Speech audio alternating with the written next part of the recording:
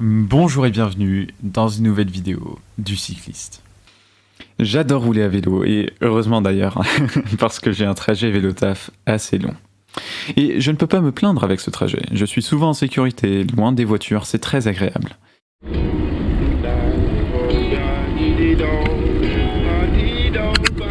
Par contre, vu que ce trajet est en région parisienne, les aménagements cyclables ne sont pas toujours bien réalisés. Et aujourd'hui, je vais vous montrer une intersection particulièrement intéressante. On arrive sur l'intersection depuis une voie verte, donc un espace qui est partagé entre les piétons et les cyclistes, et où les piétons sont prioritaires. Il y a pourtant des pictogrammes vélos au sol qui mènent sur un petit chemin assez étroit avec une mauvaise visibilité. C'est tout d'abord étonnant de voir des pictogrammes vélos sur une voie verte, car les cyclistes, tout comme les piétons d'ailleurs, peuvent circuler sur l'intégralité de l'espace. Rien ne les oblige à rouler là où sont les pictogrammes. Et qu'il n'y ait normalement pas de pictogramme vélo sur une voie verte a une raison que notre cas montre à la perfection.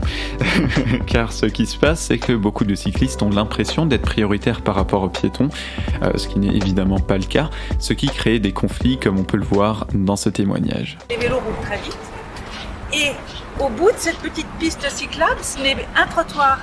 Et malheureusement, le trottoir pour tout le monde, c'est les vélos qui sont prioritaires. Alors je me demande des fois si je ne dois pas aller marcher sur la route pour laisser la place aux vélos. Mais de toute façon, je ne suis jamais ces pictogrammes. Comme je l'ai dit, c'est un chemin très étroit où la visibilité est très mauvaise, ce qui est bien sûr dangereux pour les piétons, mais il y a en plus un trou, ou plutôt un manque de revêtement en plein milieu. Il y a eu des travaux en 2018, ouais ça date, hein. Et depuis, il y a ce manque de revêtement. Ça peut surprendre les cyclistes parce qu'on ne le voit pas d'en haut, mais en plus il est rempli de petites pierres qui peuvent être glissantes et qui peuvent également transpercer les pneus quand ceux-ci ne sont pas renforcés. Dernièrement, ce trou est tout simplement désagréable. La différence de niveau est assez grande, ce qui fait une marche qui fait mal au petit derrière. Depuis 2018, ça commence à faire un peu longtemps, et du coup j'ai imprimé une affiche que j'ai collée juste à côté pour au moins le faire savoir.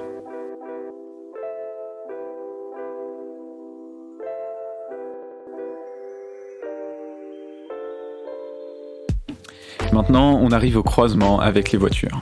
Ici, il est assez difficile de traverser, car même quand on est au vert, les voitures grillent quasi systématiquement la priorité aux piétons et aux cyclistes. C'est vraiment usant à la longue, et encore pendant le tournage, une piétonne a failli se faire renverser. Je viens d'avoir une expérience assez désagréable. Ce carrefour que vous voyez derrière moi, normalement on est prioritaire au niveau des piétons, mais c'est tellement mal signalé que les voitures prennent le virage et en général les piétons sont complètement vides. J'ai failli me faire écraser plusieurs fois, mais j'insiste, je tiens à passer par là pour que les choses avancent. Et quand on aura réussi à traverser, on tombera sur des bouts de verre qui y sont depuis maintenant plus d'un mois et qui se sont répartis depuis un peu partout sur la place parce que les cyclistes ont roulé dedans et les ont un peu éparpillés. Du coup, j'ai rejoint la team serpillière et avec le soutien et l'amusement des passants, j'ai enlevé tous les bouts de verre que j'ai pu trouver.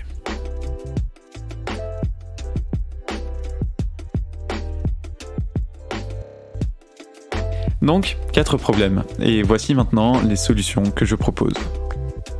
Pour le conflit piéton-vélo que j'ai décrit au début, la solution serait de faire 2 aménagements bien séparés pour les piétons et pour les vélos. Il n'est pas étonnant en fait que des usagers qui roulent à 25 km/h cohabitent très mal avec d'autres qui marchent à 5 km/h. Le principe de la séparation est un élément clé pour réduire les conflits. Quand chacun possède son propre aménagement, les différents usagers ne rentrent pas en contact entre eux et les conflits sont donc réduits au maximum. Évidemment, aujourd'hui, rien n'est prévu qui va dans cette direction, mais grâce aux pistes cyclables temporaires ou les coronapistes, il est simple de rattraper une mesure pareille. Je vous ai montré les pistes cyclables temporaires de la ville de Châtillon, où il y avait une situation assez similaire et où la ville a simplement tracé une piste cyclable là où il n'y avait que des pictos avant pour bien délimiter l'espace de chacun. Ça a été fait en seulement une semaine ou deux et je ressens l'amélioration à chaque fois que j'y vais. Un peu de peinture peut déjà beaucoup améliorer la situation, même si à terme, bien sûr, il serait préférable d'avoir un aménagement qui serait délimité physiquement. Pour le trou dans le revêtement, bon, ça va étonner personne, juste goudronner le trou. Et pareil pour les bouts de verre, il serait bien d'envoyer une équipe de nettoyage une fois par mois peut-être, ça se fait bien pour les routes normales aussi. Finalement, pour le passage piéton-vélo, il y a ce que l'on appelle la priorité visuelle. Au contraire des régimes de priorité selon le code de la route, la priorité visuelle est le message envoyé par l'aménagement. Dans notre cas, le trottoir s'abaisse au niveau de la chaussée, les bords du trottoir sont en continuité avec la route, donc en fait la seule chose qui protège réellement les piétons et les cyclistes est la peinture à moitié effacée. Ici, le choix de la vitesse des voitures a été privilégié par rapport à la sécurité des usagers les plus vulnérables. Le mieux serait, je pense, de créer un trottoir ou un plateau traversant, donc de hausser la chaussée au niveau du trottoir et de ne pas faire de bord de trottoir pour que ce soit les voitures qui s'invitent sur le trottoir et non les piétons qui s'invitent sur la route alors qu'ils sont prioritaires. C'est aussi pour ça que je trouve les aménagements en ville aussi intéressants. Il y a plein d'éléments visuels et presque même psychologiques à prendre en compte. Donc voici mes propositions. Dites-moi ce que vous en pensez dans les commentaires. Et sinon, je dirais qu'on se retrouve très bientôt dans une nouvelle vidéo du cycliste. Salut!